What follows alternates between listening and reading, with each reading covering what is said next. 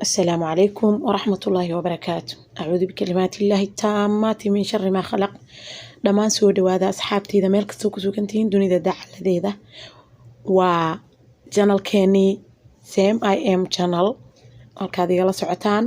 maanta waxaan noo wadaa maasha Allah tabaaraka Allah rootiga macaana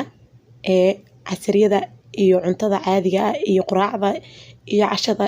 iyo snaagaba kulli ku noqonayay maasha Allah tabaaraka Allah maanta kala fuulan ka soo dhiganay caadi ma ahan waxyaabaha kala fuulkan jeclahay aniga insha Allah tacaala kala raan ku daadaadinay adaptationka sida u samaysanay bal nala socda insha Allah tacaala waa wax yar oo easy ah laakiin maasha Allah tabaaraka Allah indhahana u roon kala rada dhuuntana u roon markaa cunaysid caadi ma ahan ila socda haddaa igu cusub tahay subscribe ka saar haddii aad igu cusbayna asxaabtaada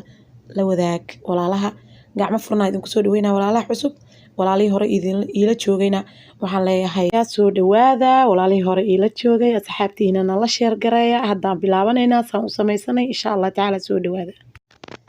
maasha Allah waa bilaabanaynaa waxaa halkan ku haystaa koob qandac ah oo caano ah iyo 2 qaado oo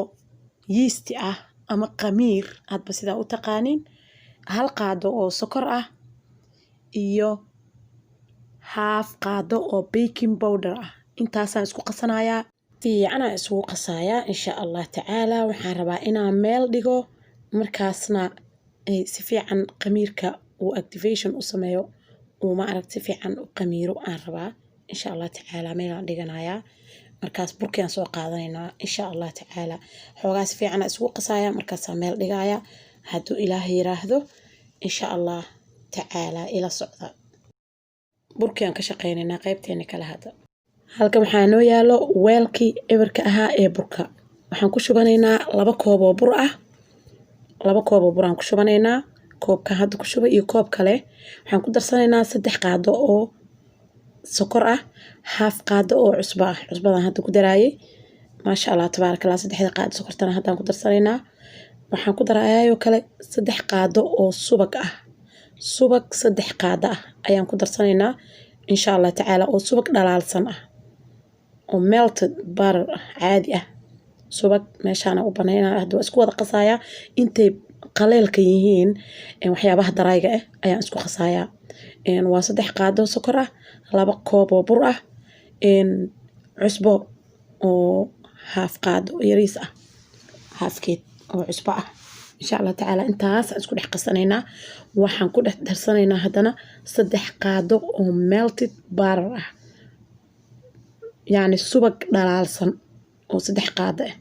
aan ku darsanaynaa insha Allah tacaala haddana markaas kadib alaabteeni noo qasneed marka had subaga ku darsano alaabtii noo qasneed oo noo diyaarsaneed oo caanaha iyo qamiirka iyo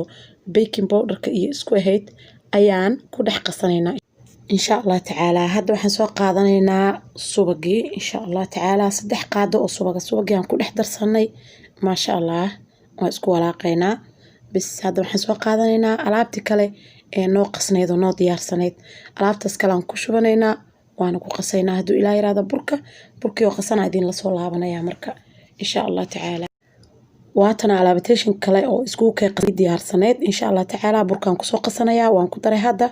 waan ku soo qasanayaa markaan soo qaso kadib ayaa idin la imaanayaa maasha Allah tabaaraka Allah waa kana waan soo qasay burkii waa soo diyaariyay laakiin weelkaan rabaa inaan ku soo rito weelkan waxaan ku buufinayaa subaga insha Allah tacaala cooking sprayga insha Allah tacaala ayaan ku buufsanayaa si uusan iiga dhagin marka insha Allah tacaala burkii waan soo qastay si fiican oo iigu qasan yahay meeshaan ku soo dhexritay waxaan rabaa halkan iigu qamiiro insha Allah tacaala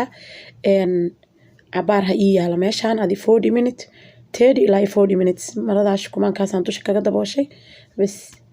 waxaan diyaarsanaynaa siirabkii aan dusha kaga darsan lahayn insha Allah tacaala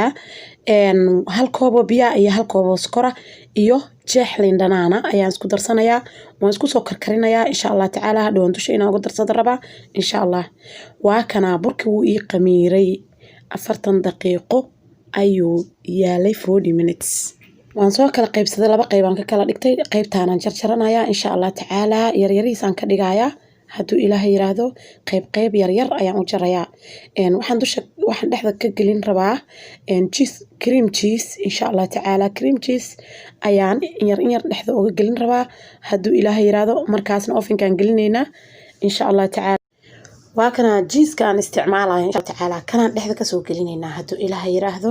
Burkii oo diyaarsan oo dhexda ka gashan